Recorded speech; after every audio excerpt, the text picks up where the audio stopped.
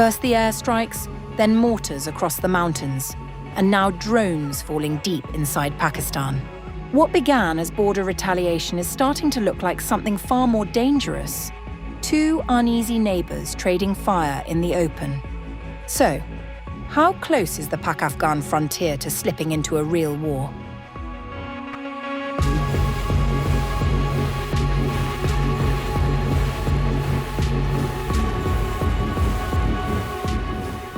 The guns were already firing, the airstrikes had already fallen, and on February 27th, the drones came next.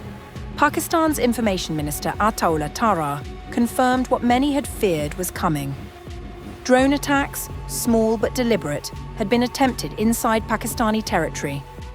The targets were Abbottabad, Swabi, and Nowshera, all cities deep inside Khyber Pakhtunkhwa, the province that shares a long and restless border with Afghanistan.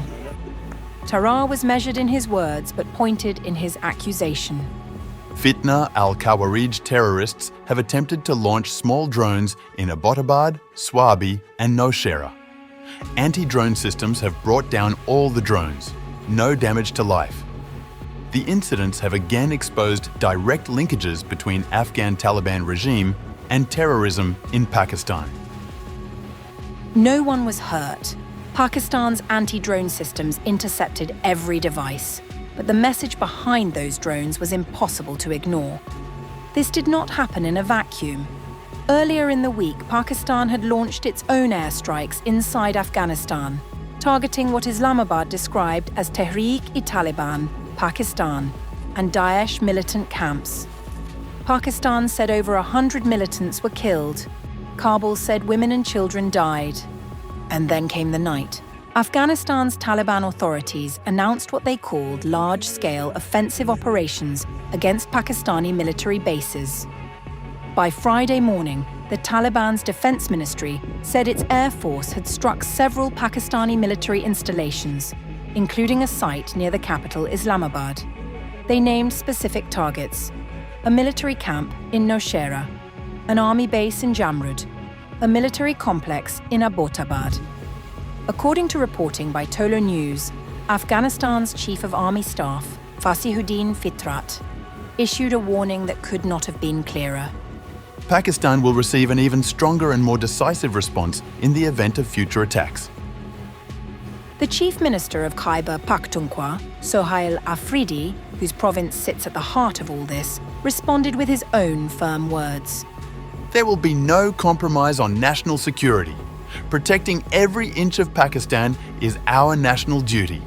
We will not allow anyone to compromise the security of border areas. We condemn any kind of provocation and external aggression on the Pak-Afghan border. For ordinary people caught in between, none of the statements from ministers or generals meant much.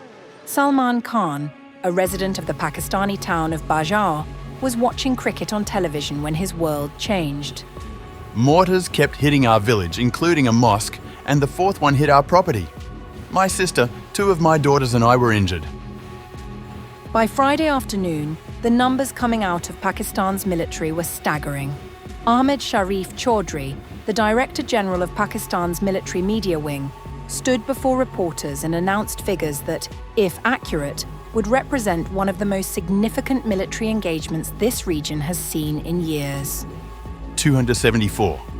Taliban fighters have been killed and more than 400 injured by Pakistani attacks. 115 tanks, armoured personnel carriers and artillery pieces were also destroyed. Pakistan also said 74 Taliban posts were destroyed and 18 captured, with 27 Pakistanis injured in the exchange. The Taliban, for their part, said only 8 of their fighters were killed and 11 wounded. Al Jazeera noted it could not independently verify either side's figures. That gap between the two accounts is, in itself, telling. On the Afghan side, the civilian picture was equally grim. Al Jazeera reported that an Afghan official confirmed 3 civilians were killed and 7 injured when a Pakistani shell hit a house in Paktika province. A Pakistani airstrike also reportedly targeted Khost province in southeastern Afghanistan. A Pakistani military source quoted by Al Jazeera's colleagues on the ground indicated that an Afghan Taliban leadership site was targeted in Laghman province as well. And then came the words that will define how this moment is remembered. Afghanistan's government spokesperson Zabihullah Mujahid held a press conference and said something that few officials, anywhere in the world, say out loud. We have targeted important military targets in Pakistan, and this sends a message that our hand can reach their necks.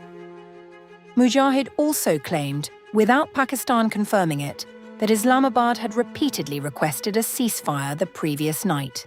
He went further on the question of the TTP, the militant group Pakistan blames for its original strikes inside Afghanistan.